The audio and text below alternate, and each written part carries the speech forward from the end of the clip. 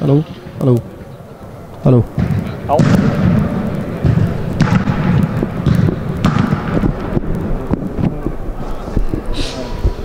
Kannan, er det sånn alveg, ja, okay.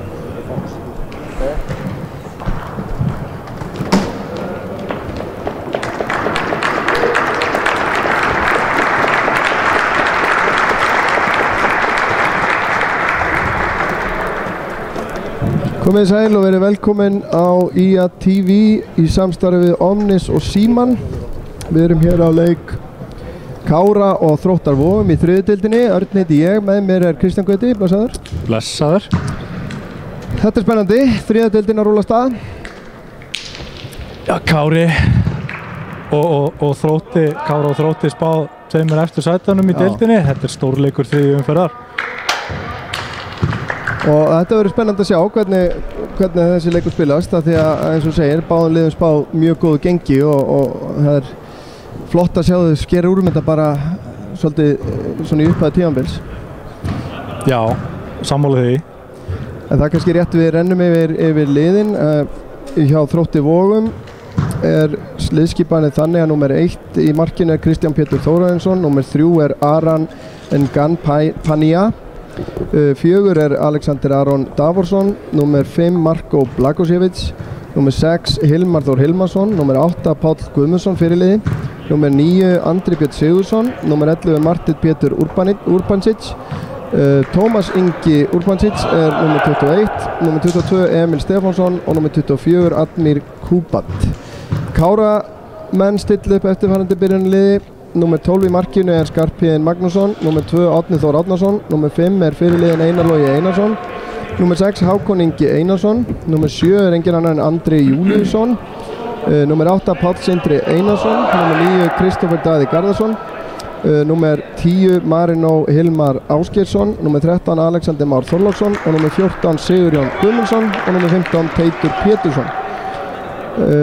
Varamenn Þróttar eru númer 7 Elvar Freyr Artúrsson, númer 13 Hákon Gunnarsson, 16 Anton Ingi Sigurðarsson, 17 Bjarki Þór Þorsteinsson, Ísak Breki Jónsson númer 18, númer 25 Hrólfur Sveinsson, númer 33 Örn Rúnar Magnússon. Þjálfari þeirra er Brynjar Þór Gestsson. Varamenn Káramanna er Allan Freyr Vilhjálmsson, númer 1 varamarkmaður, Sverrimar Smárásson númer 3, 4 Sindri Snæfells Kristinsson, númer 11 Arnar Freyr Sigursson, 16 Bakir Anvar Nassar, 19 Oliver Darri Bergman Jónsson og númer 21 Guðlaugur Þór Brandsson. Þjálfari Kára er að sjálfsögðu Lúðvík Gunnarsson. Þá er þetta farið á stað. Þróttar að byrja með boltan að senda langa sendingu upp hægri kantinn sem rataði bara aftur fyrir endamörk og nú er það Skarpi sem að spilnir frá.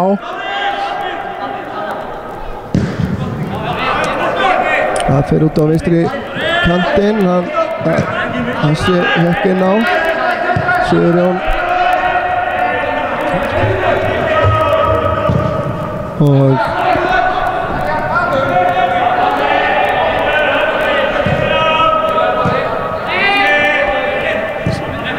Káramenn rólegir hérna í vörninni, kemur sér löngsendingur Páli Sindra út á vinstri kant. Það er Kristófer. Nú vilja Þróttar að fá hendi, fá ekki. Káramenn að sleppa í gegn. Lagleg. Boltinn berst hér út á Hákon. Hákon í fyrirgjöðu þegar Þróttar að skalla frá. Káramenn ætla að pressa hátt. Þróttar að reynsa. Þessi bolti fyrir yfir allt. Teitur kemur þessu tilbaka á Skarphéðinn.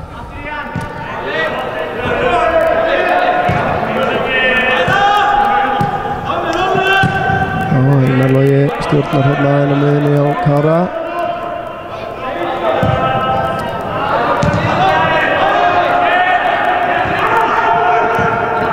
Einar Logi vinnur boltan, keyrir upp með hann, undir pressu, heldur honum, kemur honum yfir á Andra. Andri reynir stinga hér inn á Kristófer Daða, hann endar í markverðinu. Fín hugmynd að ætla að hleypa Kristófer þannig gegn. Það er nú í þessu Káraliði er nú nokkrir meistaraflokksleikir með IA. Það eru strákar sem að hafa fengið að spreyta sig þar. Það er Einarlogi með töluvert marga leiki. Andri Júl náttúrulega með fjölmarga leiki. Og Skarphéðinn var náttúrulega varamarkmaður og æði í meistaraflokkshópnum. Og svo er þetta náttúrulega megninu til náttúrulega strákar sem að koma upp í gegnum yngreflokkarstarf hjá IA. Kemur löng skipting hér yfir og glæsilega gert. Vel gert hjá Kristófer. Kristófer kemur honum fyrir en þetta endar í fanginu á Kristján í markinu. Þeir eru sprækir, Káravelni hérna strax í byrjun. Já. Þeir ætla sig að vinna þetta. Já. Þá koma Káramenn, Þróttarar. Komnir hér inn í teig og Heitur grípur inn í þetta. Kemur þessu frá. Hann þræðir hérna kraftana. Andri Júl er hérna spilar fremst á miðunni. Einarlogi með stunguna inn fyrir, flott sending. Og þetta endur þetta þeir ná að vinna boltan af Alexander hérna. Heitur er með hennan allan daginn.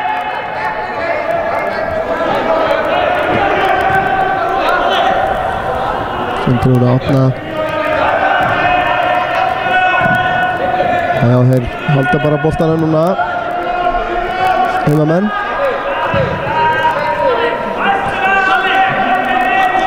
Sigurjón. Hákon.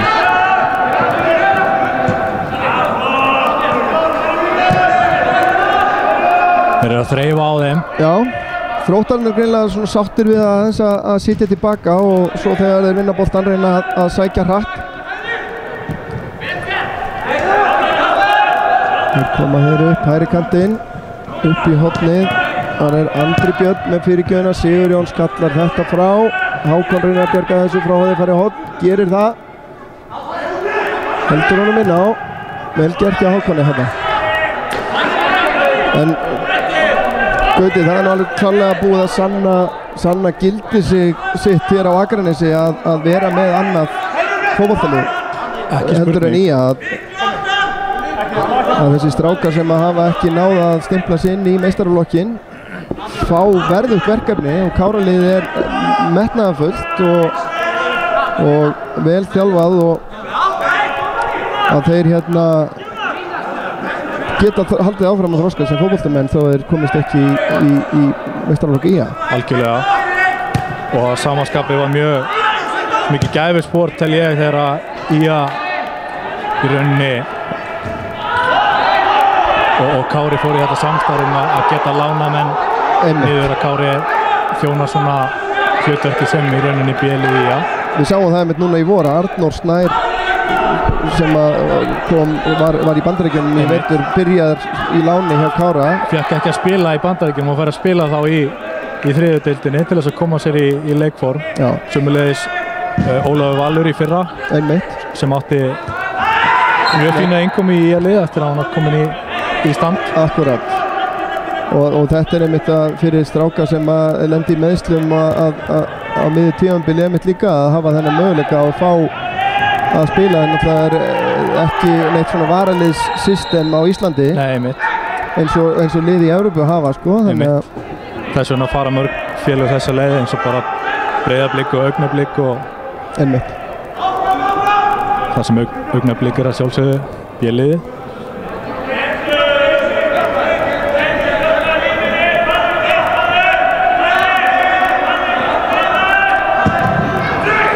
Þróttarar. Góð stungusending, er hún á löng? Nei, hún er að halda þessu inn á. Hér er ennþá hætta, Skarphéðinn kýlir þetta frá. Og það er Pottsindri, kemur Andra, hann snýr. Káramenn keyrt hratt upp. Stungusending löng og hvað gerist hér? Sending út. Þetta er Þetta var frábær hröðsókn hjá Káramönnum. Það er að gera að keyra á það þegar við fáum tækifæri til þess. Þeir verða svona alltaf að liggja freka tilbaka. En þarna sér maður styrkin að hafa mann eins og Andra Júlíusson þarna framalega á miðunni, útsvona samur og snöggur að sjá möguleikana fyrir fram á sig. Reynslu mikill líka. Já. Það kemur fyrsta hotspilna Káramanna, Kristófersson tekur hana. Við hlaða mönnum inn á markteig.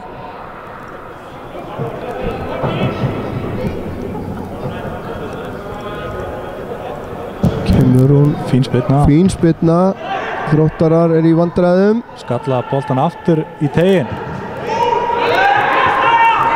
Gestirnir voru í smá vandræðum en leystu þetta. Vel gert hjá Sigurjóni þarna. Geta Káramenn skipulagt sig hér í vörn.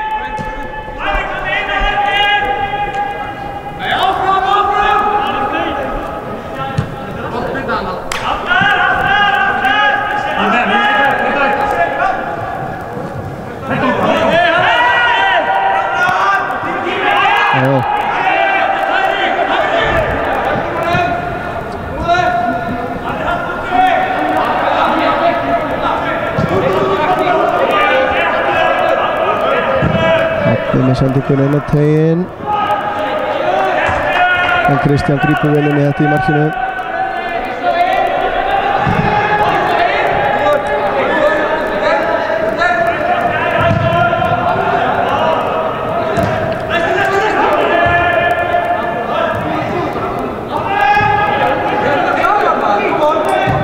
Jájá, Káramenn er alveg bollurólegir, alveg sáttu við að halda boltana. Þeir hreyfa hann vel. Reyna aðeins að fá smá hreyfingu á þennan varnarmúr hjá Þrótturum.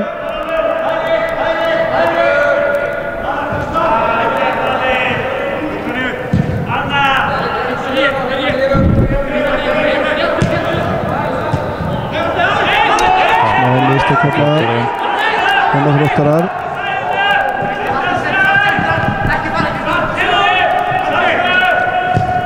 Fyrirgjöfin, þetta hefði getað enda illa en Þróttararnir eru mjög direkt þegar þeir vinna boltan, þá bara setja þær í allt á fullt. Gera það, setja bara í fluggýrin og keyru og virðast alveg vera þokkalega vel skipulaður og vita hvað að gera. Þetta virkar bara hið prýðilegasta fótboltalið. Já.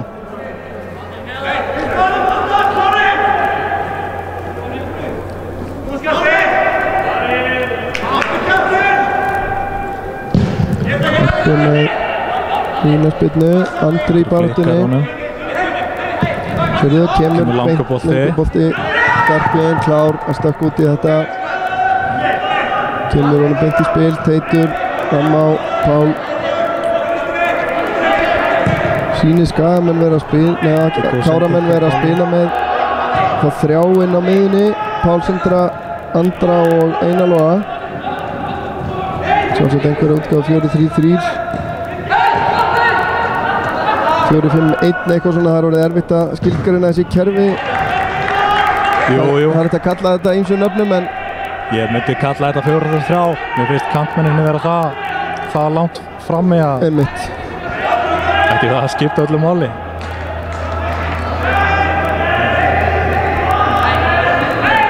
En það er mjög gott að vera með þrjáinn á miðunni. Kemur hotspilna. Gott hot. Þetta er brotið á Skarpa. Þróttarar ekki sáttir.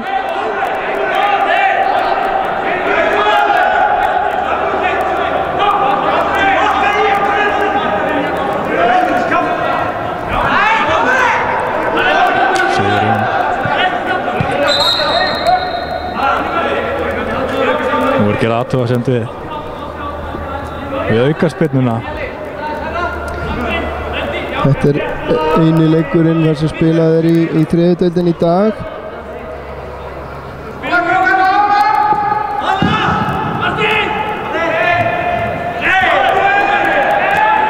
Koma Káramenn. Laglegt spil en Þróttarar komast á milli.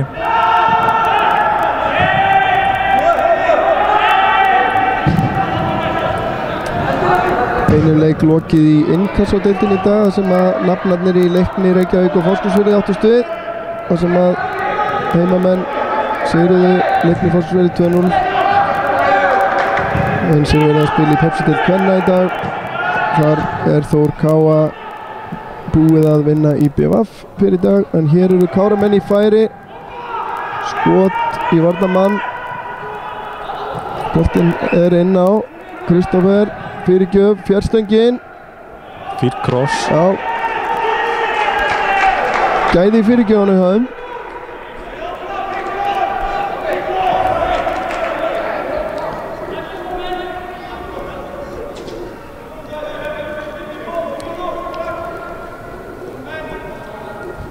Það er í lagi að skjóta því að hér að fyrir áhuga mönnum fótbolta á Íslandi að þá er úrslit.net algjör nauðsyn að vera með á bara vera bara með hann kláran í símanum allt sumarið. Kemur hotspyrnan og það er frýr skalli rétt yfir. Teitur sýndist það.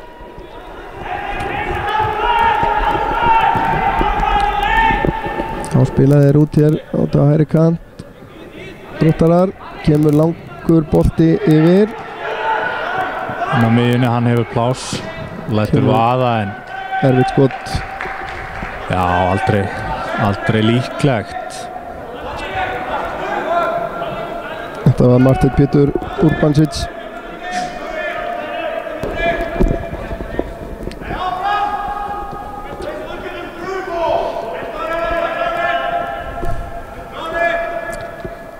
Markspyrna Skarpiðins, hann leitar að Andra ítrekað. Þeir eru orðnir flinkir að þræða þakspyrurnar. Þeir eru það.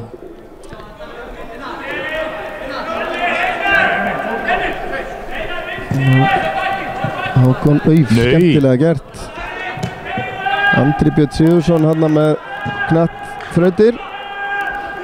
Þarna er sýndi hvernig að vera hendi en Alexander heldur áfram. Marino ekki mikið komist í boltan hingað til í leiknum. Hér er Einarlogi, stingur honum inn fyrir en þar er engin.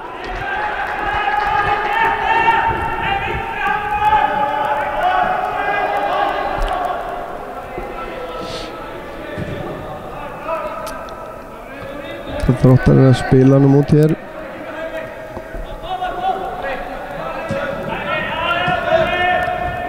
Já, gengur ekki vel. En þeir fá boltan strax aftur.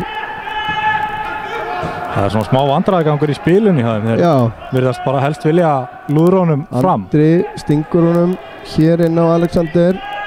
Hann út á Kristó. Kemur aftur flott fyrirgjöf. Þarna var mista boltanum.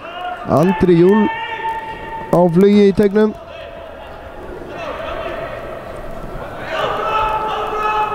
Kort er liðið en það markalaust.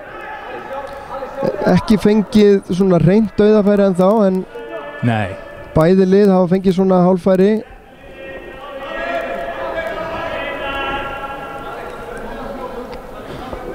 Aldrei svo sem komið færi þar sem manni hefur fundist liðin vera líkleg til þess að skora. Nei. Þetta er búið að vera nokkuð þjættur leikur. Andri brotlegurinn á miðunni. Káramenn búin að vera sterkari það sem af er en Þróttarar bara einfallega verið þjættið tilbaka og varist ágætlega. Við rættum nú aðeins áðan einmitt Kára sem svona gróðurhús fyrir græðlinga. Maður velti fyrir sér þegar maður horfir á Andra Júlíusson hérna inn á vellinum. Er hann kominn til þess að spila fyrir Kára eða er hann að gera sér kláran fyrir Ía? Ég hef ekkert heyrt það. Hann er brotið á honum einmitt. En maður velti fyrir sér hvort að maður eins og hann með mikla reynslu og gæði, hann virðist nú vera í fanta formi. Já. Myndi hann ekki styrkja liðið eins og staðan í dag? Ég bara veit það ekki, það vantar mikla reynslu svo sem í liði sko. Þeir mætti alveg við því að vera með fleiri kannski reynslu bolta sem geta svona stíu upp, en ég bara hreinlega skal ekki segja til það. Ég þekki ekki til hvort Andri hefur verið að spila eitthvað undanfarið. Hann náttúrulega maður á besta aldri en þá. Hvað hann orðinn gamall? Hann rétt rúmlega 30 eða ekki? Já, hann ég veit nú ekki nákvæmlega mótilið, en hann hérna á svipuðu Reykji og Arnar Már og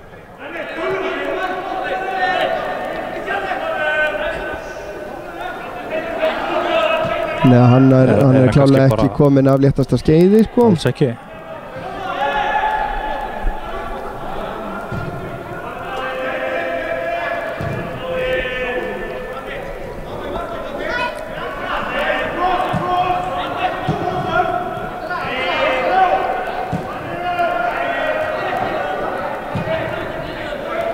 En svo það er spurning hvort að maður hefur ekkert heyrt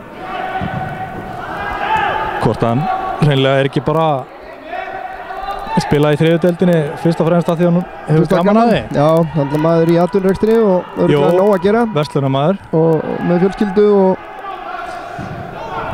þannig að við látum bara tíman leiða þetta í ljós. Einar Logi gerir vel með skot hér og hann í vandræðum með þetta, Kristján, en hefur betur. Þetta var skemmtilega gert hjá Einari, vippa hann hérna yfir varnarmann og lét vaða, vantaði smá kraft í skotið.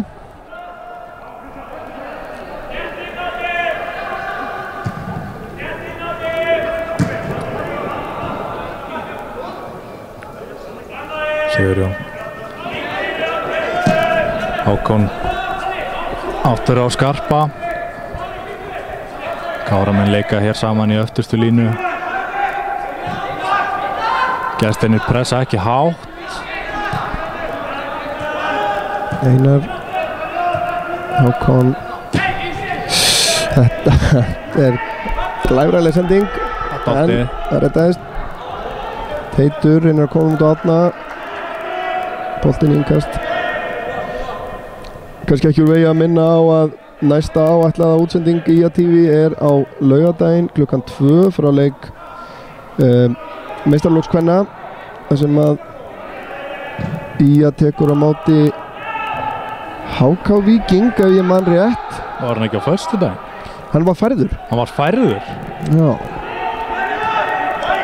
Já, hnika til tæpan sólarhring. Já.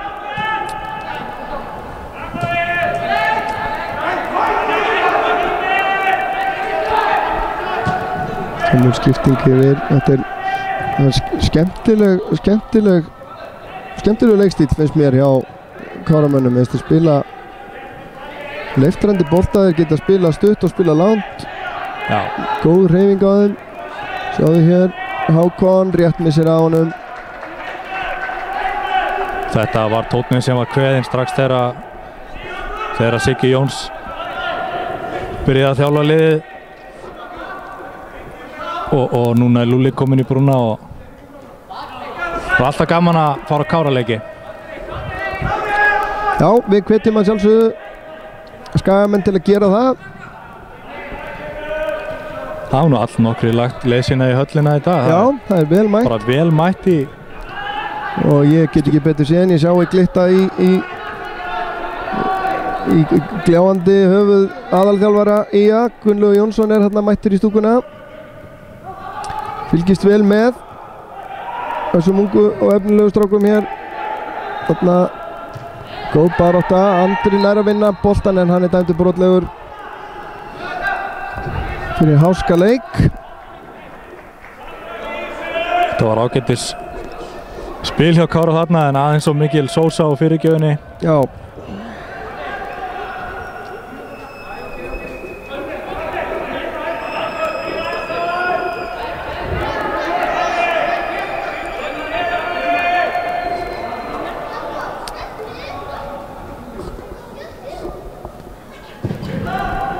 Og spilna gestirnir frá. Einarlega sterkur. Káramenn hafa vunnið boltan en tapa honum aftur. Fá hann aftur.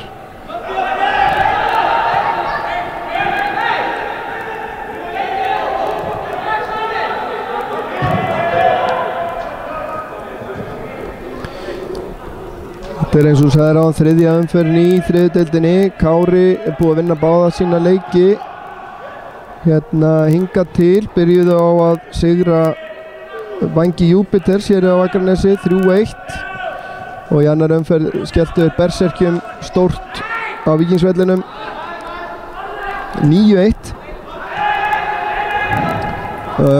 Þróttur hefur unnið 1 og tapað 1. Þeir unnu Berserkina 2-0 en töpuðu síðan á heimavelli fyrir Einherja frá Vopnafirði 1-2 og Kári situr núna ásamt tveimur öðrum liðum í efsta sæti með fullt úr stiga en það eru Einherji einmitt og KFG. Þróttur kemur síðan þar á eftir.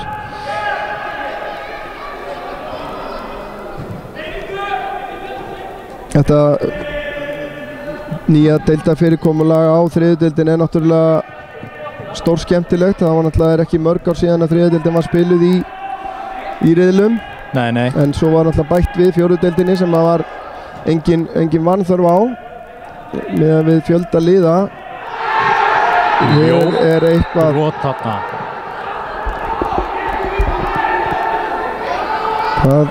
hvernig leysir dómarinn úr þessu hér? Þannig að var hérðan frá sér þá leit þetta dálítið grottaralega út. Þróttarið þarna hátt með takana en já, Marino lendi í þessu en hann er harður af sér og sýnist dómarinn ætla að veita tiltal. Þetta er annar bróðirinn Tómas Ingi Urbansits. Hann fær gult spjald að launum. Það er fyrsta spjaldleiksins. Já, en það hefur hann verið leikinn prúmanlega hingað til og fínasti sprettur hérna á mannunum í svartabúlunum. Grunn í toppstandi.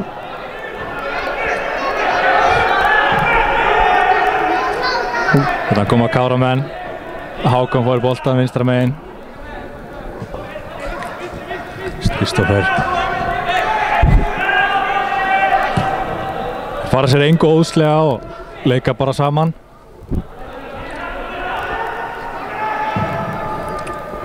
Það má náttúrulega ekki gleyma því í upptalingunni hérna áðan þá sem að hafa spilað fyrir meistaraflokk IA. Býtu, hér er eitthvað að gerast. Andri í góðri stöðu, tekur skot í varnarmann að Sigurjón Guðmundsson hefur einnig fengið að breyta sig með meistaraflokki.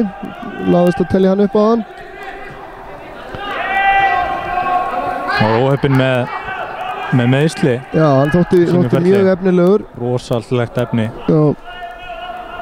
Og að mínum mati einn af bestu leikmönnum Karolísins.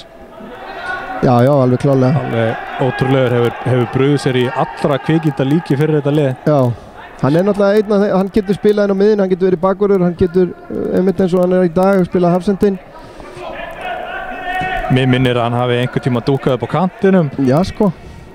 Þegar að hér grípur hann einmitt inn í mannahallari. Hákon og þá geta, nú eru margir Þróttarar frammi. Þeir eru með 5 frammi, en ja, þeir ná ekki að bæja þessu langt frá, kemur Hákon. Hvað gerist? Andri aftur á Hákon, hægist aðeins á, en Hákon tekur aðra bylgjuna á þetta og hér er niður. Já, hann dæmir brot á Hákon. Ekki hvort hann hefur viljað að meina að hann hafi dottið á hann og tekið hann með hendi þá eða en þetta ég held að hann nú ekki verið vítaspyrna en hann gaf nú engin merki dífu eða neitt svoleiðis. Nei, en þá væri hann að fá spjald þannig að þeir hlupuðu þarna saman einfallega og það var undarlegt.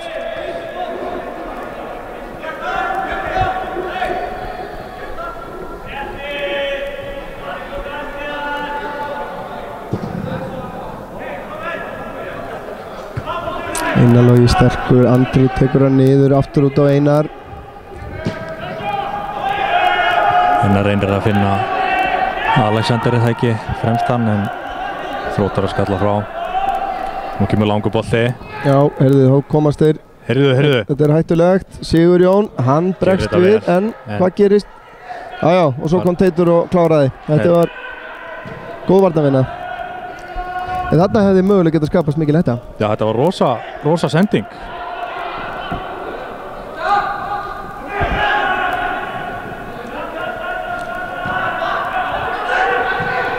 Hér bregst þeim bóðalistinn sem betur fer. Það getur auðvitað skapast hætta fyrir Káramenn vegna þess að bakverðinni báðir fara ofalega og þeir eru oft skilja hafsendana 2 eftir. Þá má ekkert mikið út að bregða þegar að koma svona hraðarsóknir á þá. Hásending er út á átna. Hann kemur fyrir gjöfina og hann hitti þennan ekki nógu vel. Skallaði hann bara upp í loftið.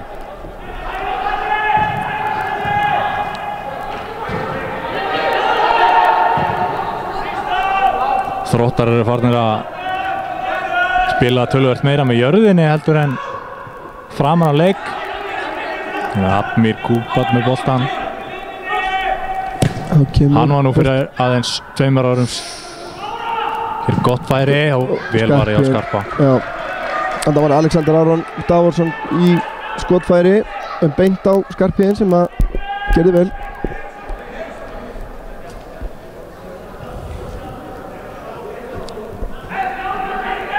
Hvað segirðu? Þú varst að... Ég ætlaði að minnast á það að Admir Kubat góð hotspyrna en skallinn beint á Skarpa. Admir lék að ég best veit síðast með Víkingi Ólafsvík. Var valinn leikmaður ársins í fyrstu deildinni 2015 þegar Víkingar Ólafsvíkur fóru beint upp. Sleið síðan crossband og gat ekki spilað í fyrra. Já. En hann ætti að vera mikill gæðaleikmaður í þessari deild. Þetta er ástæða lítur að vera. Já, ekki mata það svo.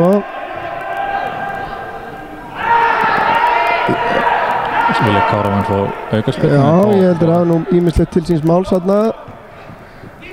Hann er farin að ógna svolítið hann Andri Björn hérna frammi. En þá koma Káramenn. 1 á 1 hér. Kristófer og þarna er brot. Ekkert dæmt. Páll, er hann að beita hagnaði eða hvað? Hann gefur nú ekki merki það. Þarna finnst mér... Ég held að hann hefði átt að flauta. Alveg klálega.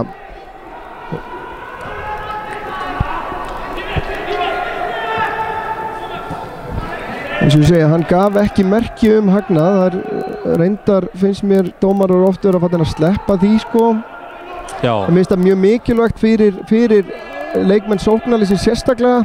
Það viti hvers vegna er ekki flauta. Já, en þess að það getur oft endað með ósköpum, sko, ef að mönnum finnst þeir eiga að fá eitthvað og kemur stungusending fyrir Sigurjón, vel gert hjá honum.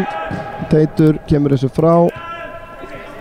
Einarlogi tekur hann niður, missir hann, en Marino tekur þetta. Róa Káramenn leikinn. Rúmur hálftími liðinn, staðan ennþá markalaus, vantar ennþá svona clear cut færi í leikinn. Gestirnir hafa nú eiginlega fengið besta færi þegar þeir komist í gegn og áttu skot sem fór beint á Skarpiðin í markinu. Já. Ég held að það sé bara besta marktæki fyrir leiksins. Já, ég held að líka. Kemur löngsending Kristófer nær þessu. Vantar hjálp. Þá kemur Hákon á ferðinni og Andri fær hann. Sendir hann fyrir, fær hann aftur. Og Hákon er komið með hann aftur. Kristófer beið út á kanti. Andri og kloppar hér og inn á Kristó.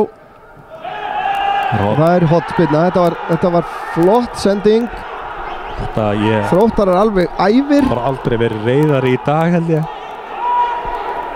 Varamennindi líka, þeir ekki sáttir. Nú er alltaf bara að drífa sig að taka hornið með hann og þeir standa til kringu dómarann. Já. En nú gerðu þetta líka áðan. Þeir þeir virðast hafa svona ákveðið frumkvæði að fylla teginn af sínum mönnum og kom til að geta Kárumenn bara fjölmynd í teginn líka. Já.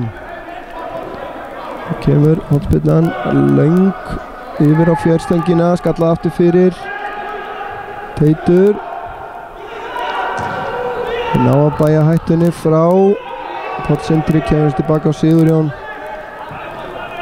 Þeir ætla að reyna að halda pressunni. Árni aftur. Hann heldur boltanum. Palli kom með boltan. Árni brot en glæsilegt. Marino með flotta tilraun hérna. Kristoffer Færan, þeir ætla að halda þessari pressu núna. Fyrirgjöfin og þetta er hornspyrna, hlýtur að vera. Fín pressa hjá Kára núna. Já, þetta var gott. Þeir ætla sér að skora hér fyrir hlé. Við þurfum nú að fara að fá mark í þetta. Já.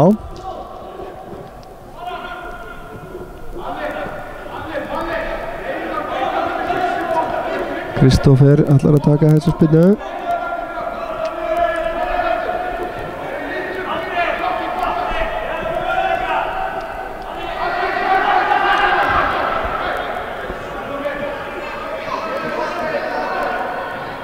Marino písur stutt. Þetta er skrítin spyrna, eða hvað? Já, það var bara skemmtileg útfærsla. Þetta var sennilega planað. Marino bauð sér fyrir stutt, fekk hann ekki, en lár bolti inn á andra sem lagði hann beint út á Marino. Þetta er af æfingarsvæðinu, hlýtur að vera. Já. Skotið ekki nóg gott, þannig að staðan er ennþá 0-0.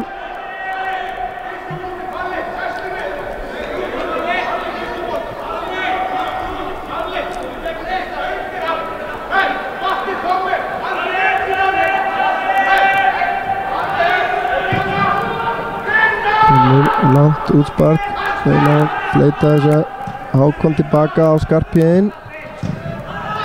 Skarphéðinn bombar þessu alveg sleikir sperrurnar maður. Andri ekki nógu sending hjá Andra. Fyrir aftan Kristoffer.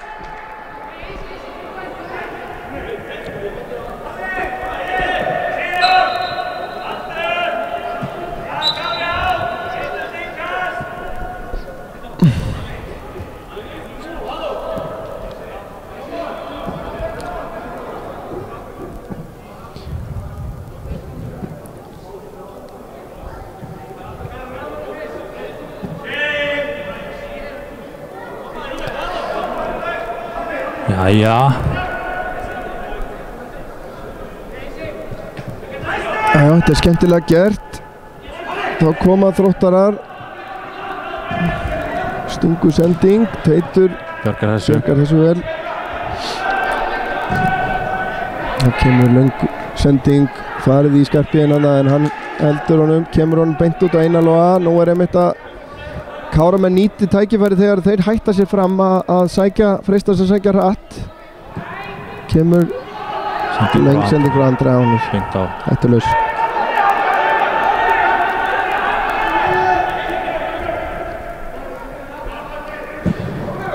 Skipting hérna yfir á hægri. Hákon er með þetta allan daginn.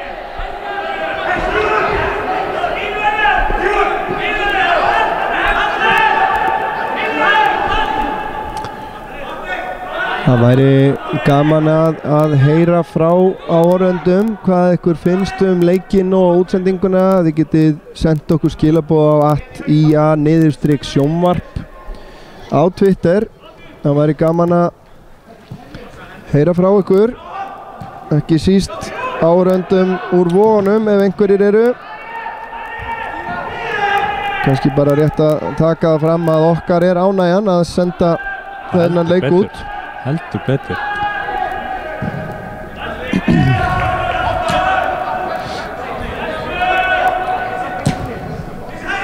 Kemur góður boltinn á teginn og Andri nær að snúa sér. Sigurjón nær að verjast honum vel. Þetta er harkalegt en Marino kemur honum hér út á Kristoffer. Hann skiptir löng skipting yfir Árna, frábær sending, móttakan góð. Einar Logi er róa dattur niður.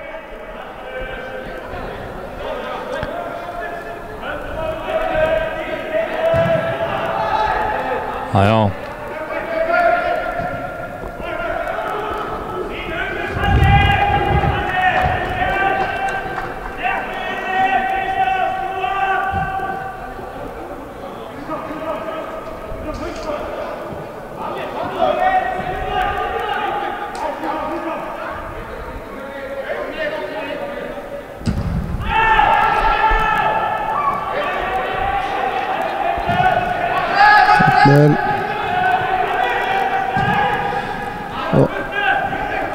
Vel gert hjá Hákoni.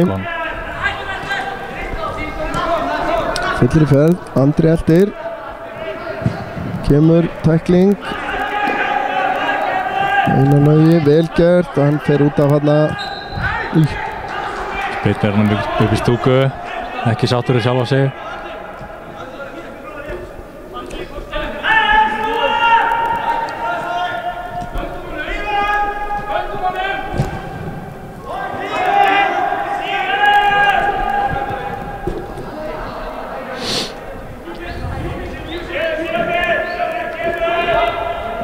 Kemur löng sending frá Þrótturum yfir á vinstri.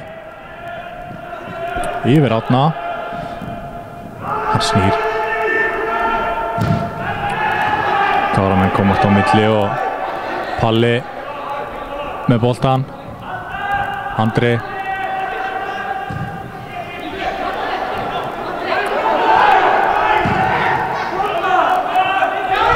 Þrótturar komnir aftur.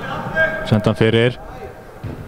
Skallinn er máttlaus og Skarpa var ekki minnstu vandræði með þetta.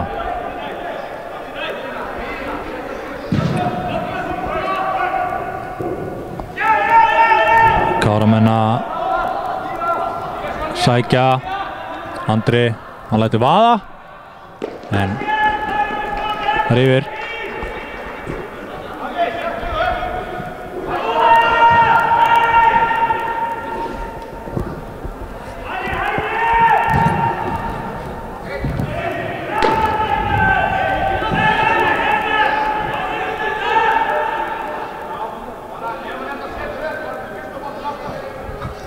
Þróttarar beita þessum löngu spyrnum.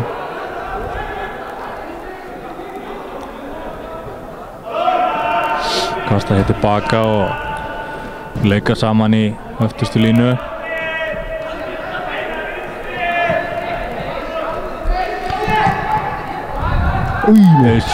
Hár fótur hann á Einari, slapp með það, þá koma þeir, hvað? Og það er Andri með langt skot. Ég veit ekki alveg með þessa ákvörðuna, þeir voru þarna 3-3 eða 3-2. En markmaðurinn var framalega, þannig að þetta við hefðum fagnað ósparti ef þetta tekist. Heldur betur.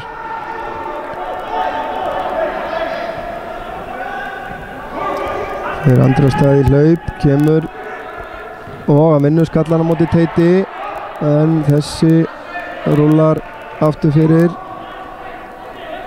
Og það má spyrna.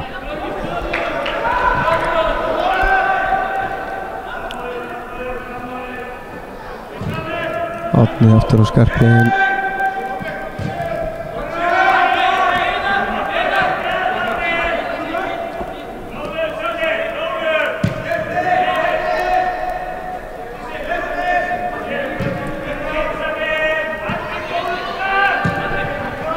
Einar Logi fram á Andri með langa sendingu upp, Marino ekki tilbúinn. Sá þetta ekki fyrir. Þau eru aðeins dottið aftur niður hjá Kára. Þróttarar hættulegri núna þessa stundina en mikið jafnræði með þessum liðum. En mikilvægt fyrir Kára auðvitað að vinna sína heimaleiki. Leika hér við kjöraðstæður í Akraneshöll. Já, það hefur meira sér oft verið kaldara hérna inni. Já, ég er búinn að renna niður úlpunni og allt.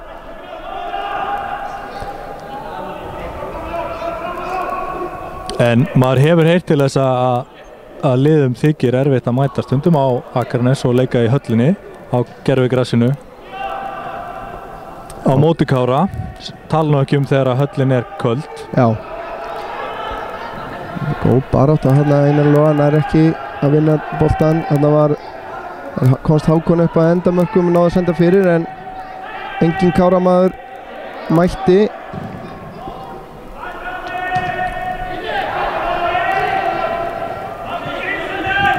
Það er Andri búinn að vera sprækur. Þetta er hættulaust. Palli kemur honum fram. Alexander kominn hérna út vinstra megin núna. Þetta er brotið á Andra alveg klálega. Vel dæmt.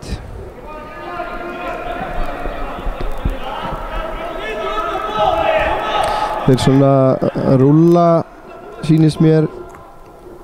Þeir Marino, nú er Marino úti hægra megin og Alexander kominn á toppinn. Þeir hafa svona skipt því á milli sín. Já. Kristófer er meira fastur og út á vinstri vagnum. Palli Aleit. Margir Káramenn núna á vaklarhelmingi Þróttara. Rétt rúm mínúta eftir af fyrir hálfleik og hér eru Káramenn að ógna en Þróttarar verjast vel. Langur bolti.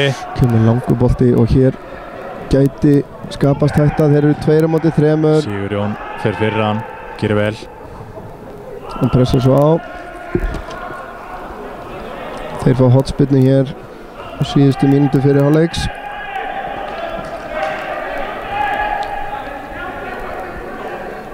Sýndist að vera Tómas Ingi sem að komst í þetta skot færi.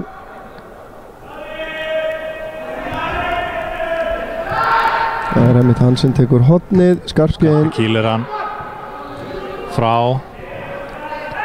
Kristófer með sér hann í innkast. Þeir ætla að halda þessari pressu út hálfleikinn, sýnist mér.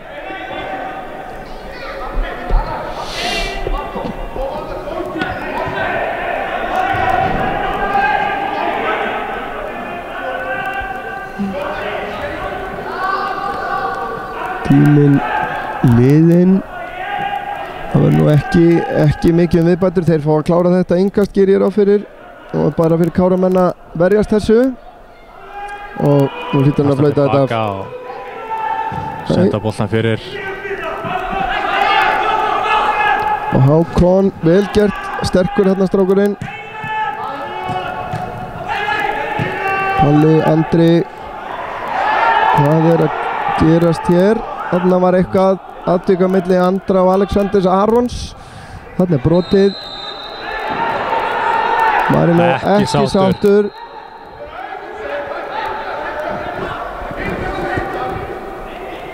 Hvað ætla dómarinn að gera nú? Það er gult spjald á hvern? Þjálfari Þróttar kvartar sáran yfir gula spjaldinu.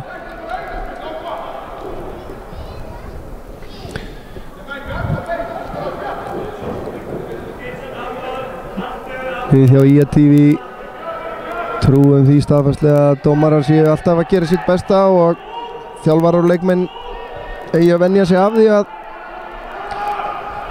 gagnrýna of harkalega á menn leikstendur. Já. Kemur sendingin á tegin en ekkert verður þar. Andri lendi hérna í einhverju samstöði. Nú er hann kominn, sýnist mér með flautunu upp í sig. Það hafa nú ekki orðið tafir í fyrri hálfleik sem heimta það að það sé langur tími í viðbót við þessar 45. Andri, honum er ítt þarna en hann stendur það af sér. Vel gert hjá Andra. Og nú flautar hann af. Fyrri hálfleik lokið í leik Kára og Þróttar frá Vogum, staðan ennþá 0-0. Mikið jafnræði í leiknum. En við komum aftur hér á IATV í samstarfi Omnis og Síman eftir cirka 15 mínútur. Tók ég við.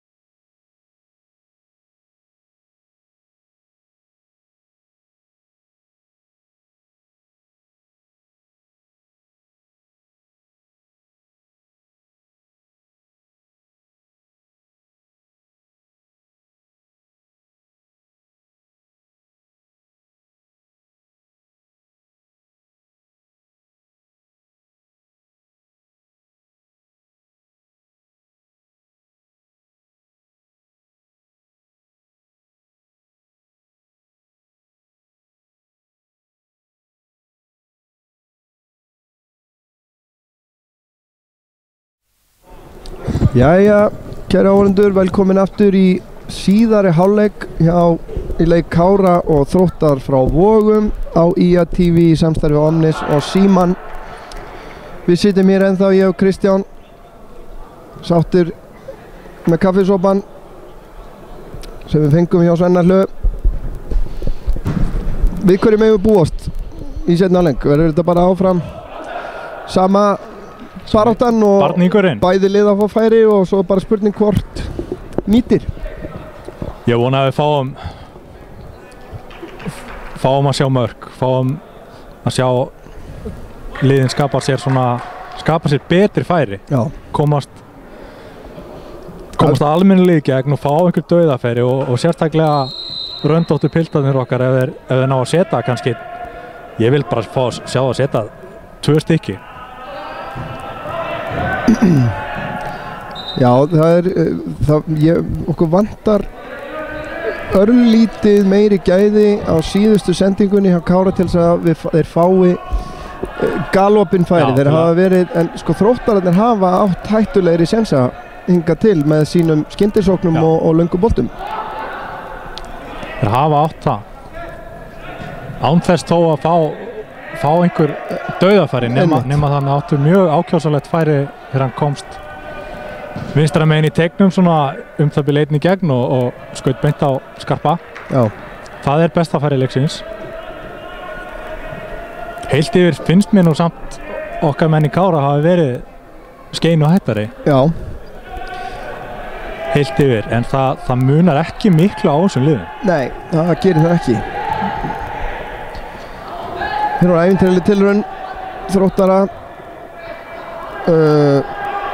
Þarna var aðstofadómarinn eitthvað að veifa en það er áfram bara útspark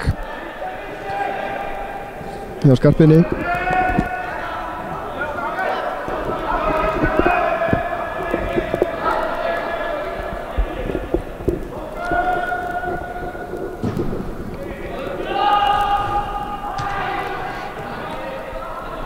Hugguleg móttaka hana. Já. Hann er flinkur þessi strákur, þessi Andri, númer 9 hjá Þrótti. Hann hefur verið að skapa þeim töluvert vandræði hafsendum Káramanna. Hann er nú eitthvað, sýnist mér, aftar á vellinum núna í upphafi síðari hálfleiks. Kristófer á palla sem snýr tilbaka á teitt. Mér sýnist þessi leikur, síðari hálfleikur verið að byrja bara nánast eins og sá fyrri. Þróttarar, þeir liggja meira tilbaka og freista þess að sækja hratt en bara alveg eins og í upphafi leiks. Hér Marino fyrir á stað. Skila sér ekki á. Engin má við margnum.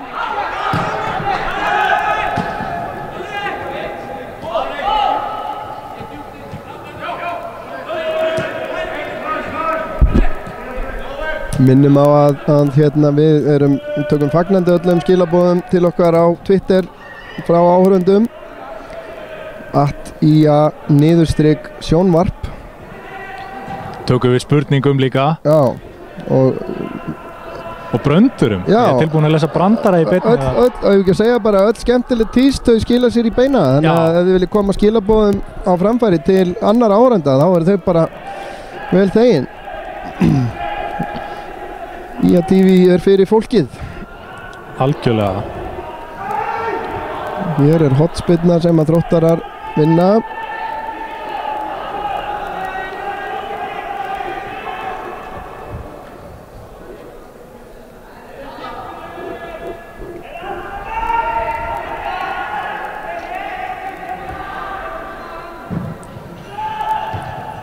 Fastu bolti fyrir en Káramenn skalla frá. Mikið harðfylgi þarna hjá Páll Sindri kemur honum inn á miðjuna. Andri Júl komaði hratt. Hvað ætlar Andri að gera? Hann kemur með skot fram hjá Palli ekki sáttur. Nei.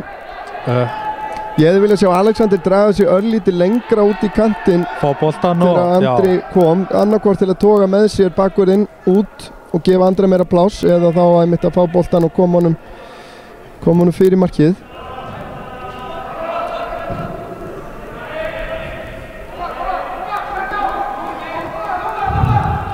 Skörpi kom með boltan, hér eru þeir að leika sér að eldinu. Pressa Þróttarar. Já, og þetta er glæralegt. Já. En Þróttar að ná, hér er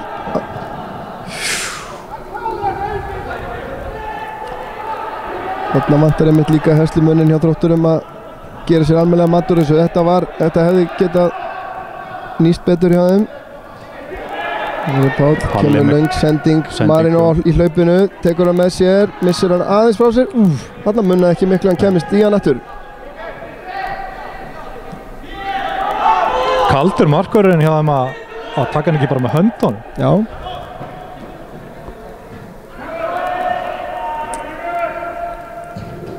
Það er enn sama jafnræðið með liðunum. Ég er farin að hafa það svolítið á tilfinningunni að það muni í mestalagi 1 mark skilja þessi liða í dag. Já. Svona miðað hvernig þetta er að þróast að bara liðið sem að næra nýta 1 færi, það gæti dugað. Það gæti dugað. Eigum við samt ekki bara að vona að ef það kemur 1 mark þá opnist flóðgáttir og við fáum bara algjörða flugeldasýningu. Já, að sjálfsögðu vonum við það. Hákon vann boltan hérna át á vinstri kantinum, Andri snýr, kemur hún tilbaka, Teitur, Einar Logi. Hér er það að Káramenn hafa gert breytingu í hálfleik. Sjáum að Einar Logi er komið niður í hafsend og er Sigurjón farin út af? Já, ég sá hann hérna undir lokin þegar Þróttararnir fengu hotna, þá steig hann eitthvað við, stakka við sig örlítið hérna alveg í blá lokinu fyrir áleik. Hann hefur greinilega eitthvað fundið fyrir því áfram í hliðinu, en inn á er kominn Guðlaugur Þór Brandsson. Hann er kominn inn á miðjuna, stór og stæðilegur skagapiltur. Hann er einmitt hér, vinnur boltan, kemur nú á Pál sem að spila hann tilbaka á Teit.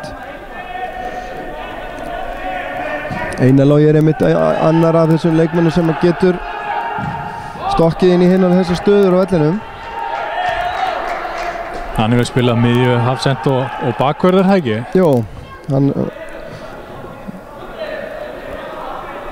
þau ár sem hann spilaði hjá í meistaraflokksliði IA, þá spilaði hann ýmist bakvarðarstöðuna eða djúpt á miðjunni. Mörguleiti. Enda fjölhæfur strákur. Já. Og ég man eftir þegar hann var í yngri flokkum að þjálfarinn hans vel málkunnugur mér talaði mikið um það hversu opbóðslega fótboltalega greind hann hefði. Mikla útsunnusemi og það er alveg klárt mál að þar hann er það. Hér er Árni með boltan út við hliðarlínu. Andri fær hann aftur, skiptir yfir, kemur löng skipting, Kristoffer í baráttunni, nær ekki til hans.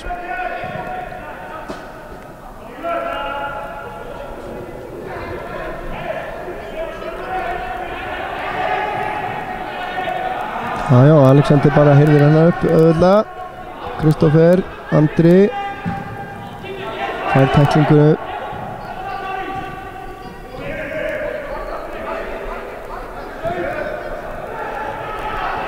Vilgert hjá Hákoni, þá kemur hann á ferðinni. Alexander tekur hlaup en hikar. Það var ekki alveg á sömu blaðsíðunni þarna félagarnir.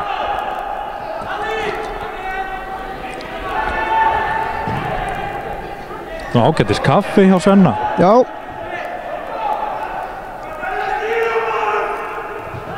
Það hefur verið mjög gaman að fylgjast með hvað Kári hefur vaxið, ekki bara sem fótboltalið heldur sem félag undanfarin ár, og það er náttúrulega ber Sveinbjörn Hlöðversson höfuð og herðar yfir alla. Hann hefur unnið stórkostlegt starf til þess að gera Kára því sem það í dag, auðvitað með aðstoð góðra manna. Á mikið hróskilið en hefur sjálfur náttúrulega borið hitan og þungan af þessu. Já. Var nú fyrir nokkrum árum oft erfitt að ná í lið og þá var hann nú bara spilandi formaður. Já, já. Það var ekki oft sem að það gerist. Nei. Og hann var náttúrulega engin aukvisi, hann hafði mikið marka nef og hefur eflaust enn. En sem betur fer kannski, eru aðrir teknir við. Hann þurfa nú ekki að þreyta gamlar fætur. Þetta hann ekkert gamall samt. Bara rúmlega 30. Ungu maður.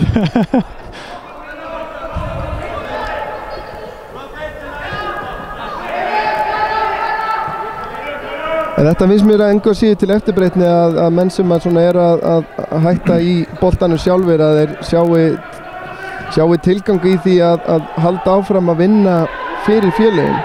Já. Að skemmtilegt að endurreisa líka svona gamalt félag. Já. Þetta náttúrulega svo sem lengi allavega framan af að þá svona var Kára liðið svona hugsað örugglega í huga margra sem svona framlenging af boltafélaginu Bruna sem var hér áður. Já. Í þriðju deildarlið á Skaganum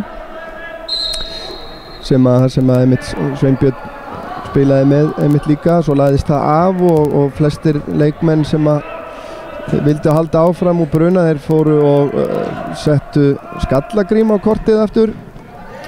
En síðan varð þetta Kára-lið til. Einhverjir rötuðu nú meira að segja til Grundarfjarðar og fóru að spila þar. Já. En við fögnum þessu ósparta að Kári sé orðið af því sem það í dag. Ekki spurning. Og væri í rauninni mjög gaman að sjá Kára ná að fara upp eina deild í viðbútt. Það væri það. Að þeim mun hærra level sem að á þessu já, ég veit ekki hvort maður á að vilja kalla þetta varalið en að þeim mun hærra level sem þessi strákar fá að spila og þeim mun meiri möguleikar eru á því að menn geti unnið sig sæti og unnið sig upp í skora Þróttar og að sjálfsögðu það Andri, hann búinn að vera hættulegastur þeirra. Hælsending inn fyrir og tekur hann í fyrsta og klára bara. Virkilega gott skot. Andri Björn Sigurðsson kemur Þrótturum yfir á 57. mínútu. Nú verða Káramenn að spýta í lóana. Þetta kjaftshögg, Þetta það var í rauninni ekkert að gerast en það kemur hérna löng sending, hælsending fyrir og þetta skot af töluverðu færi til hliðar við markið en alveg út við stöng overendi fyrir Skarphéðinn. En nú fáum við að sjá úr hverju þeir eru gerðir Káramenn.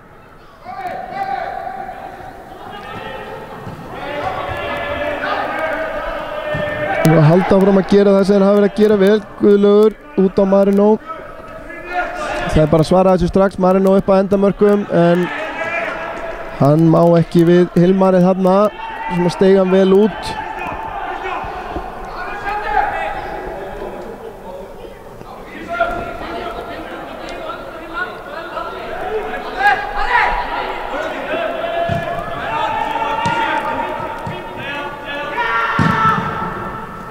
Kemur löngsending, Teitur upp í það með Andra.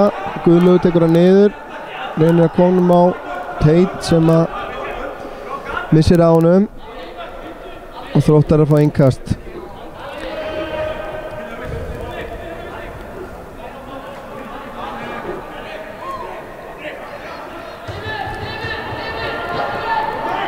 Mér finnst vera mikilvægur hlekkur í sóknarleik liðsins en Andri þarna númer 9. Potturinn á pannan algjörlega. Hér kemur löng sending á fjarstöngina. Það skalla fyrir og eru þeir aftur í færi hér skot en Skarphéðinn nær að verja það. Og kemur langt útspark. Andri nær ekki til hans. Guðlaugur skallar hann upp í loftið. Andri, nei. Andri gæti verið í vandræðum aðeins núna held ég. Það leit ekki vel út. skullu þarna saman og ef að Andri fer með hendina þarna í höfuð á Alexander Aroni þá gæti dómarinn metið þetta á versta veg fyrir Andra en verðskuldar eflaust gult spjald. Við sjáum til það dæmt brot væntanlega á Andra sýnist mér eða var hann einungis á stöðvarleikinn, það ekki alveg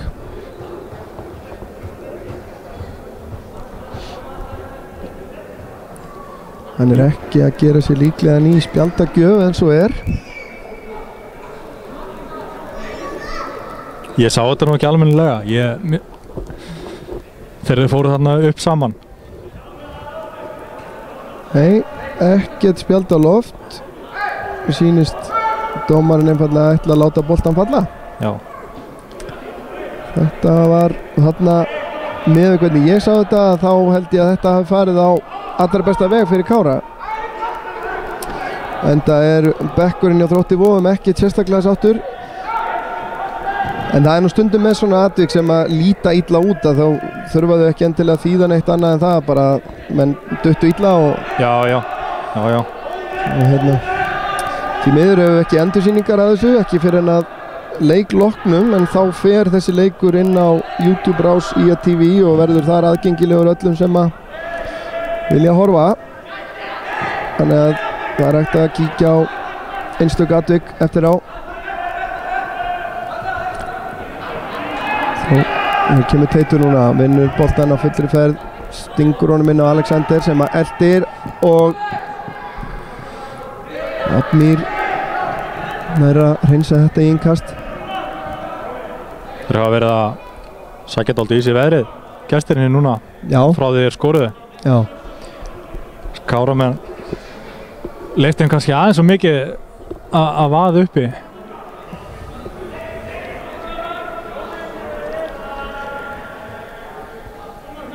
Það var Hákon með innkast. Guðlaugur fær hann, skilur hann tilbaka á Hákon. Palli með boltan, kemur kross. Fín sending, Alexander fleitir honum áfram en aðeins svo langt fyrir Marino.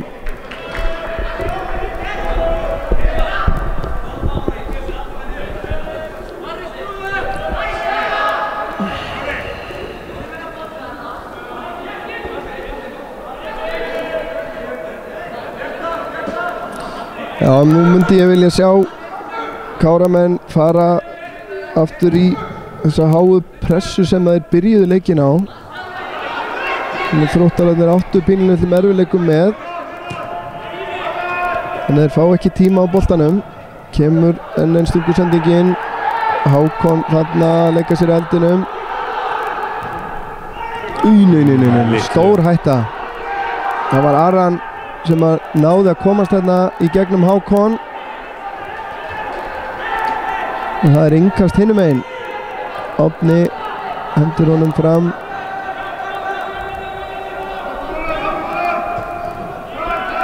Árni kominn inn á líka í lið Þróttar.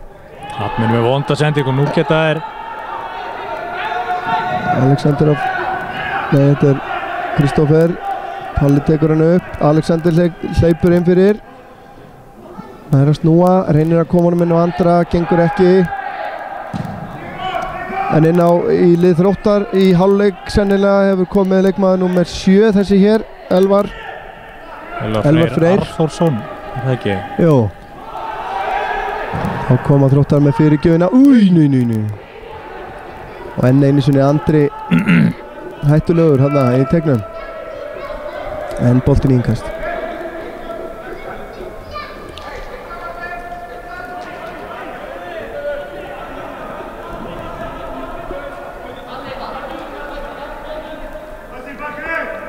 Langkast.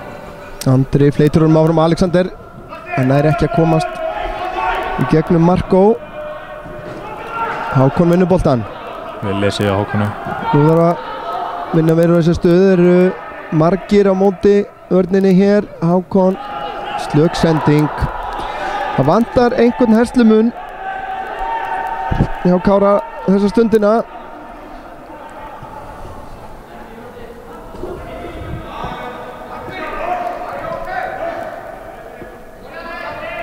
Það er nú fullsnefnt að byrja að tefja núna, held ég. Já. Þessi fór, hann hlaut að koma að þessu. Já, hann hlaut að koma að þessu. Þetta er karma.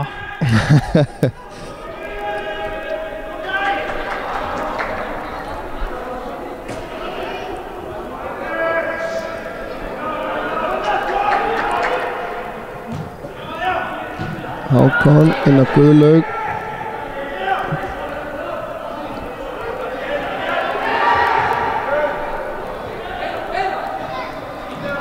Hákon sterkur, kemur honum út á Guðlaug. Guðlaug með fyrirgjöf, flott fyrirgjöf, en þarna vill Andri frá Háskaleik dæmdan, fær ekki.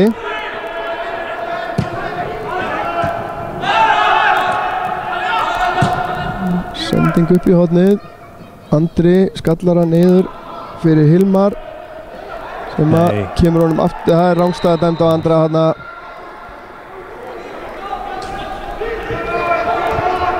En eru Þróttarar hættulegir í sínum aðgerðum og bara hreinlega gera sér líklega til þess að bæta við. Já. Guðlaugur, velgjört hjá honum, kemur hann út á Árna. Árni Þór, það er margir í teignum, kemur boltanum fyrir, boltinn fleitist áfram. Emil Stefánsson hreinsar þetta frá. Káramenn er ennþá með boltan. Guðlaugur með háan bolta inn á, það er Marino með skallamarkið. Þetta var fínt færi en erfitt að ná góðum kraft í skallan. Marino gerði þó eins vel og hægt var á þessari sendingu. Hald ég ákaflega huggulegu bolti. Já. Það er nú ekki langt í frá að þetta sé hafi bara reynilega verið besta færi í síðari hálfleik. Já. Það Alexander út á Pál sem að stingur fyrir og Marino í dauðafæri og það er hotspinna. Þróttarar eitthvað ekki sáttir við þessa tæklingu frá Hákoni á hann. Ég gæti ekki betur síðan hann hafi bara tekið boltan. Mér sýndist það líka bara, hann var bara ákveðinn. Já. Þetta meina að það færi hátt með fótinn en það var engin hætta. Þá kemur hotspinnan og það er inn á fjárstengina. Nei, inn á miðjanteng og boltinn er laus. Ekkert. Kristján endaði með hann í fanginu.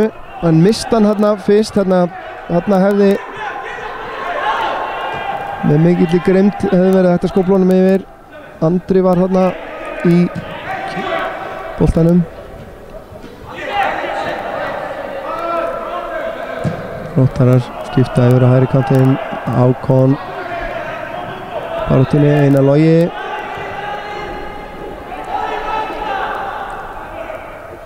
Skarpjén, Teitur aftur á Skarpjén.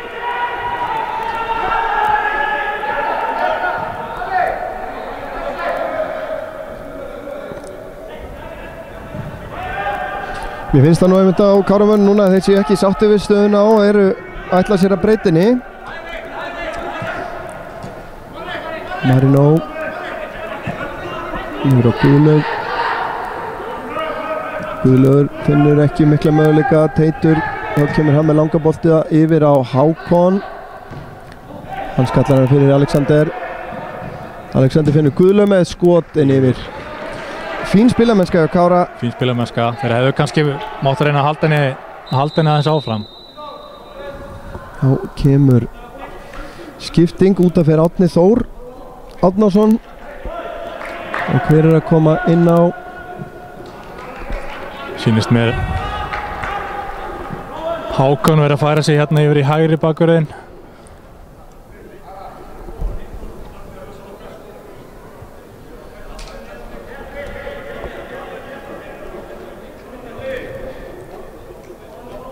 Skipting líka hjá Þrótti sýnist mér. Hver er þetta?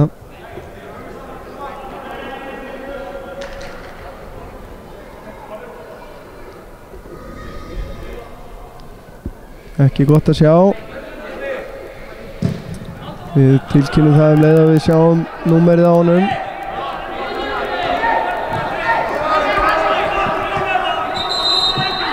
Hvað er nú að gerast?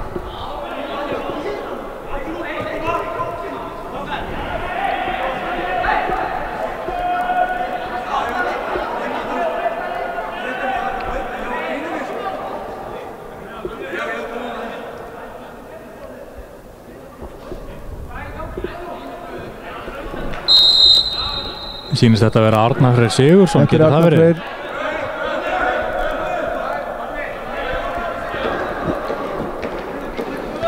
Já, við fáum staðfestingu á því innan skams.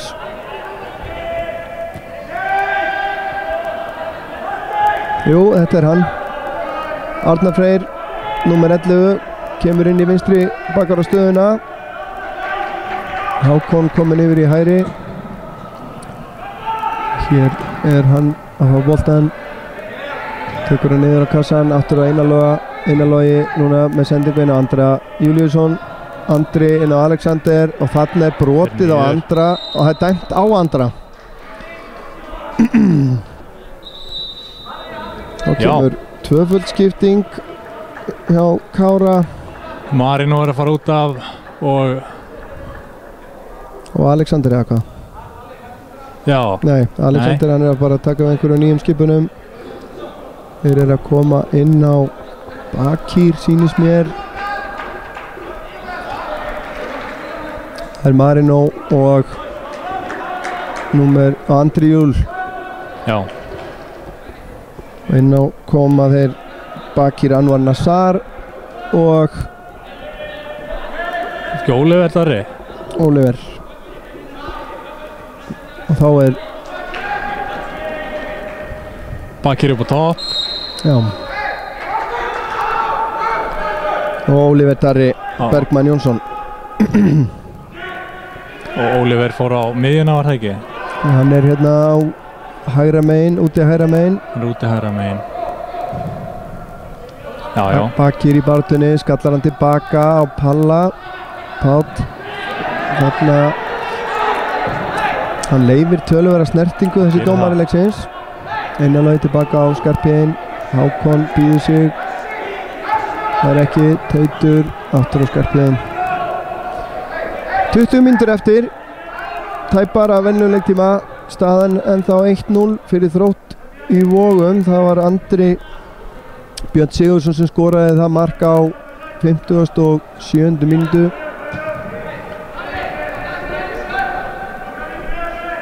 Og þar við situr enn sem komið er. Mikilvægt fyrir Kára að vinna sig inn í þennan leik aftur. En ef að þessi staða breytist ekki þá er þetta gríðarlega sterk úrslit fyrir Þrótt. Já. Ná að tilla sér þá upp að hlið Kára. Langt yngast. Anwar hrindir þarna í bakið á varnarmanni Þróttar.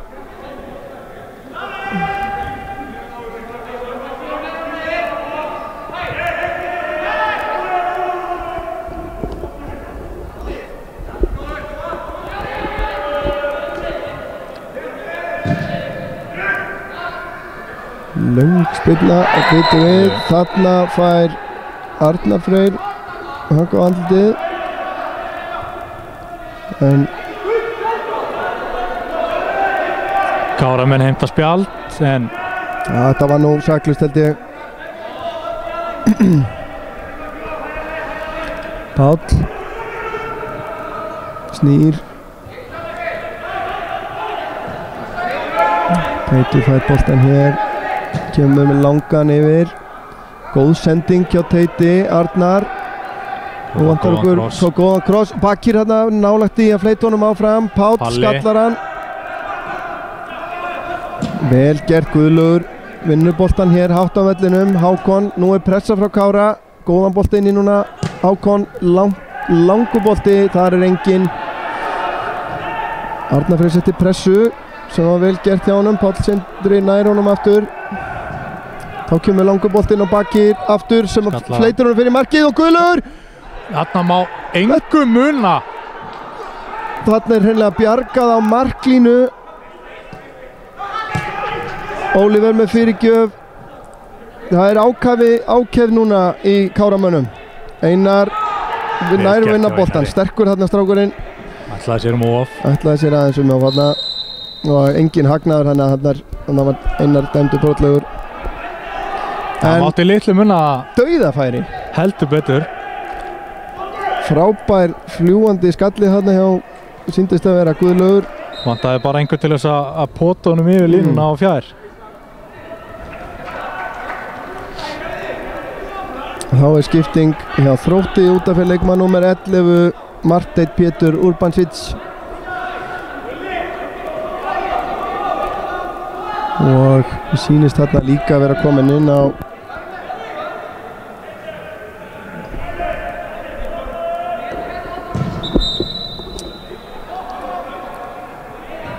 og hver það sem kemur inn á. Við erum nú ekki bestu aðstöðun til að sjá hverjir að koma. Örn Rúnar Magnússon komin hann inn á líka, númer 33. Og ég ekki frá því að þarna sé líka komin inn leikmaður Hrólfur Sveinsson. Númer 18. Var það númer 18 þessi sem að var að koma inn á? Sýndist það. Já, Ísak Breki Jónsson heitir hann. Sýndist það. Kemur löngsending, Alexander Eldir og Bakir á... Já, hann er traustur þarna í vörninni, Admir Kubat. Virðist nú ekki í sínum besta formi en hann hefur stöðvað margar sóknir Skagamanna. Alexander kemur honum aftur út á Guðlaug sem kemur honum hérna út á hægri kantinn á Hákon. Þá kemur fullt af Káramönnum í tegnum, góð fyrirgjöf, Alexander í baráttunni. Þróttarar vilja að fá aukaspyrnu, fá ekki. Fá hana núna líklega. Já. Og taka hana strax. Kemur Andri. Snýr við.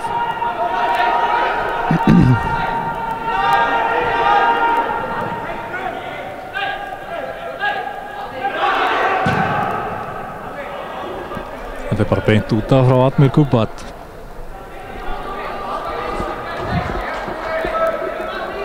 Það hérna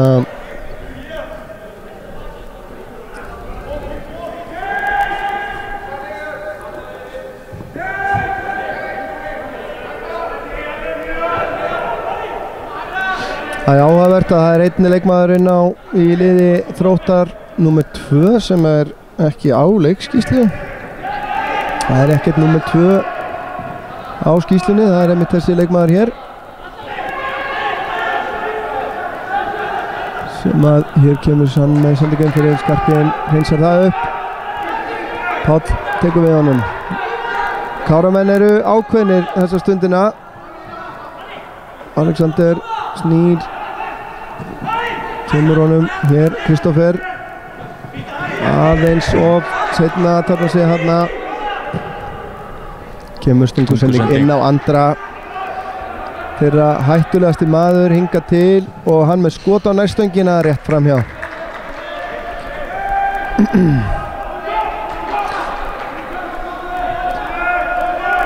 Það kemur mér ekki á óvart ef að Andri Björn einn af markaherri mönnunum í þriðdeildinni í sumar, eða til að Þróttararnir halda um að spila þetta vel, að hann á eftir að skora reytingamörkum, sýnist mér. Já, verðist vera mjög flottur spilari. Þeir leita mikið á honum, eðlilega. Guðlaugur kemur hann hérna upp, það Andri. Bakir með hann vera hann í stöngina og framhjá. Hann hafði þarna að pota tánni í boltan og reynilega bara óheppinn að... Talandi markanef, Bakir lunginn við að skora mörk. Hann hefur gert það... Þetta var virkilega vel gert hjá honum og í rauninni Kristján í markjuna að alveg klálega afstýra jöfnunarmarki hér. Ekki spurning. Hann verðist hafa lent eitthvað illa. Menn ekki vanir að teygja sig svona mikið kannski alltaf í þriðjudeildinni. Nei. Já. En engin smá markvarsla.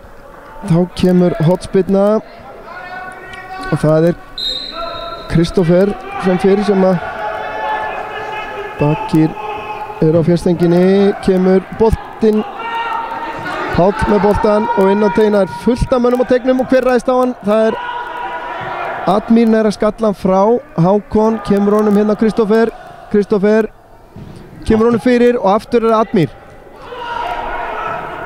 Hérna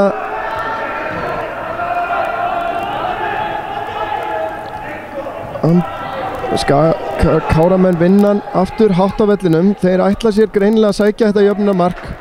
Einar Logi inn á Arnar og misheppnuð fyrirgjöf þarna aftur fyrir.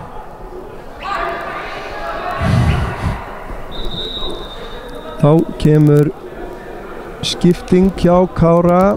Teitur að fara út af og þá væntanlega Sindri eða hvað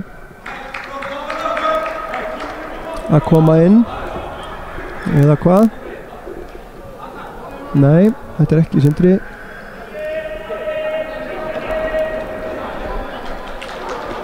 Sverrir. Já. Sverrir Mar Smárásson. 10 mínútur eftir, staðan ennþá 1-0 fyrir Þrótt. Og hér Andri Bakir setur pressuna.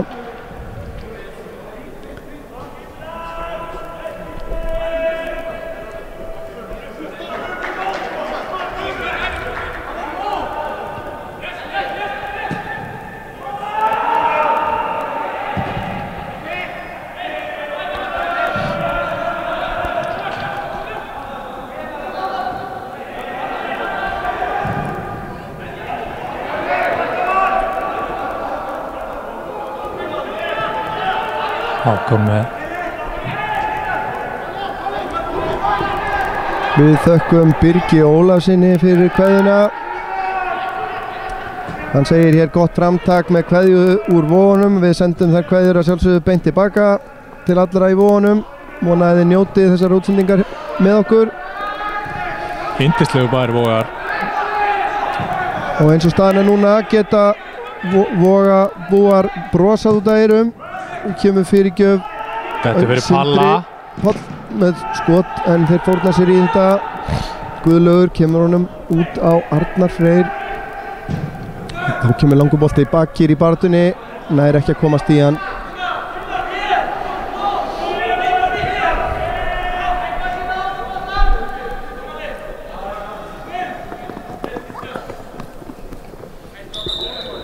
Já.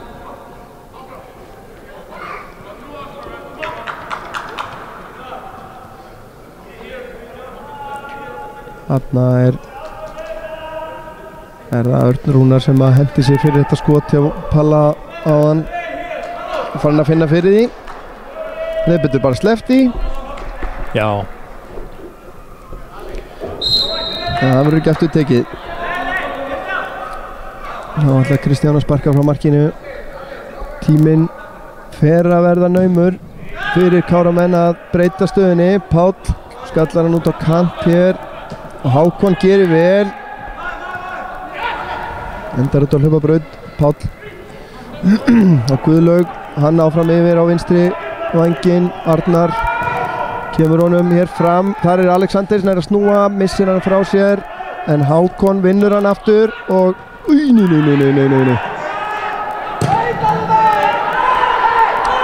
Þarna rendu þeir sér úr hvorri áttinni, hlustar áttinni og leggst svo niður. Káramenn halda áfram. Arnar Freyr með boltann inn á teig. Alexander og það er engin rángstaða. Þetta dómari, come on. Ég biðst afsökunar á þessu uppþoti en við erum áhugamenn góða og rétta dómgæslu og þarna voru gerð slæmmistök. Og það er hér Hafari. Þróttarar ekki sátti með að Káramenn skildu halda áfram því að og Káramenn sömuleiðis ræðar hér við línuvörðin sem var flaggaði og réttilega þegar boltinn stemdi átt að Bakir en hann tók ekki bolta. Nei. Og sérstaklega með þessar nýju nálgun við rangstöðuregluna sem er í gildi á Íslandi sem verið á að fara að innleiða í Evrópu í haust með að leikmenn séu ekki rangstæðir nema þeir hafi bein áhrif á leikinn með því að snerta boltan eins og við sáum til dæmis með marki Valsmanna gegn KR á dögunum. Já.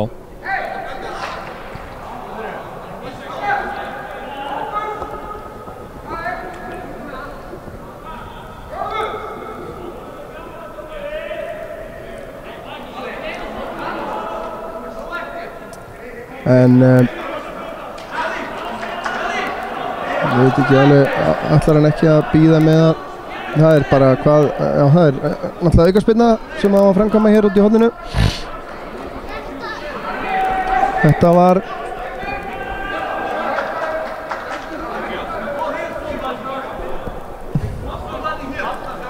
koma bara boltanum í leik. Það er dólgur í mönnum hér, það er fylgistundum. Tekur sér góðan tíma í þetta nafni minn.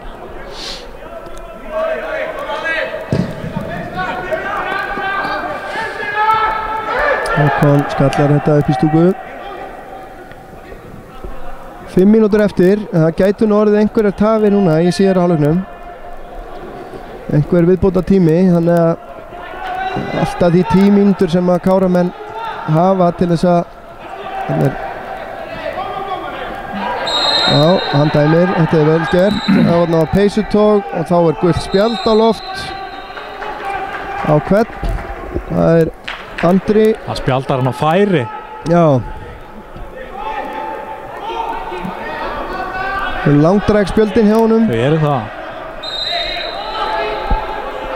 Páll með aukaspyrnuna, sendur hann langt í áttina Bakir. Bakir fleytir honum áfram. Þar er enginn.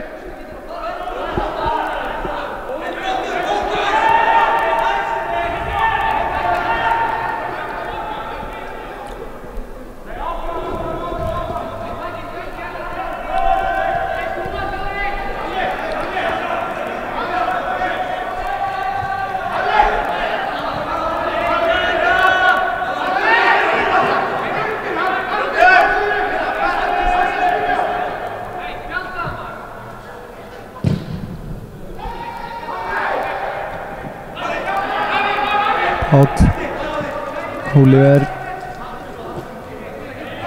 Páll aftur fram á Alexander, hann fleytir honum fyrir Hákon, vinnur, kemst þar í boltan. Bakir, hann snýr, kemur honum tilbaka. Páll og Arnar er að koma sér hér í skotfæri en þeir eru þéttir þarna fyrir framann og þá fer Andri á stað.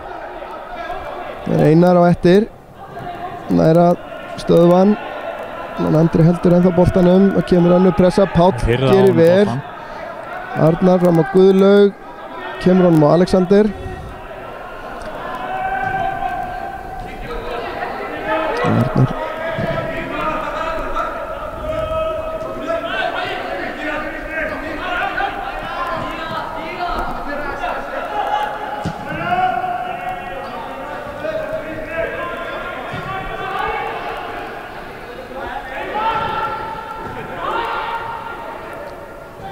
Káramenn að fikra sér framar en Þróttarar dottnir frekar neðarlega. Þeir eru allir á einu vattaræfningi. Andri þeirra fremsti maður er fyrir aftan miðjur hringinn, þannig að þeir ætla sér að halda í þetta en Káramenn verða að gera betur en þetta. Þeir hafa verið að ná að skapa hættu með að spila sér upp í hornin. Hungspyrna beint á og Hákon tilbaka. Hákon aftur. Hann kemur yfir Guðlaugur í baráttunni, nær ekki til boltans. Þetta er vel gert þarna og þarna er aukaspyrna og hér er spjald á loft á leikmann númer 4, Alexander Aron. Aftur langdrægt spjald, hann er ekkert að keppast við að fá það til sín. Jæja, nú þurfum við að fá færi upp úr þessu. Káramenn nánast allir komnir á vítateigslínuna. Páll, Sindri og Hákon fyrir utan og þá kemur Kristófer með langan bolta inn á fjær en þar er Kristján í vandræðum. Bakir reynir að koma honum fyrir en þeir eru margir þarna fyrir. Skaginn á innkast, Kári á innkast, auðvitað eru þeir Skaginn líka. Þá kemur Arnar, ætlar hann að taka langt innkast núna. Bakir er klár, Guðlaugur er það líka í kringum markmanninn. Einar Logi aftur út á Arnar, sem að þetta fá Þróttarar innkast. Venjulegur leiktími er að renna sitt skeið, hálf mínúta. Við megum nú búast við 4 til 5 mínútum myndi ég halda í viðbótartíma. Það er þegar einhverja tafir í seinni hálfleik og mikið af skiptingum. Mikið af skiptingum og menn hafa þurft aðhlýningu oftar en einu sinni. Bakir hérna kannski full ákafur en ekki dæmt. Þarna er aftur á móti brot og leikmaður númer 22. Við skulum halda ró okkar, strákar. Þetta var ljótt brot hjá Emil Stefánsinni sem að tók þarna niður.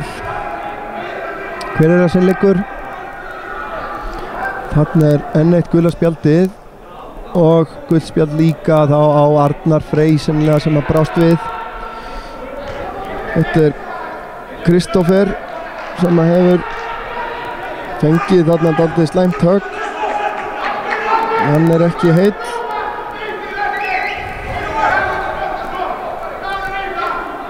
Og það er skipting hjá Þrótti. Og út af fer markaskorarinn Andri Björn sem að gerir sér upp fagmannlega tóknun aftan á læri á leiðin út af. En nei, það er í lagi með hann. Kristófer stingur dálítið við. Já. Spurning hvort hann er að labba þetta af sér. Hann hefur fengið högg á hnéð. Það getur nú verið óþægilegt en já. Það jafnar sig. Hér er kominn Þróttari og hér kemur aukaspyrnan, hættuleg. Það er Rolfur sem er kominn inn á. Páll Sindri tilbaka Hákon, það eru bara nánast Hákon hérna. Kemur chipinn á teginn, Admir og það kemur skot í pakkan bara, Hákon. Það er orðin mikil ákæð núna, menn fannir að fara frjálslega í tæklingar og svona.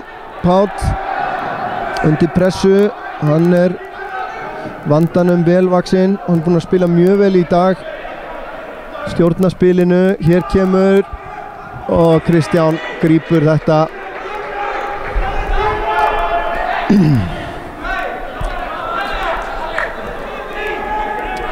Við hvetjum alla áhorfendur á að fylgjast með okkur á Twitter og fylgjast með okkur og læka okkur á Facebook. Eins að gerast áskrifendur á YouTube rás okkar, IA TV. Fullt af beinum útsendingum framundan í sumar og næsta vetur ókomna tíð. Halli.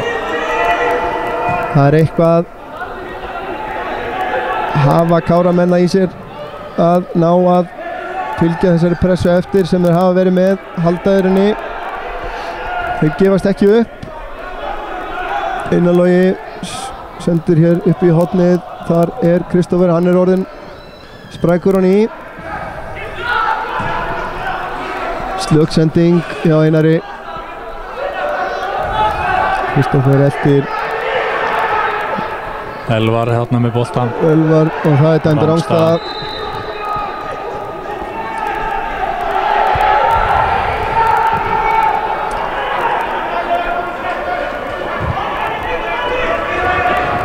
Hákon á Oliver, hann á Pál, hann er mikilvæg hlekkur í sóknar uppbyggingu Kára.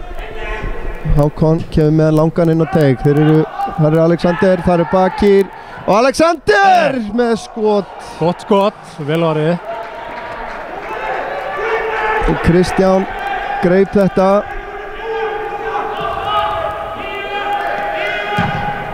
Boltinn upp í Rjáður. Þá er innkast cirka á miðlínunni.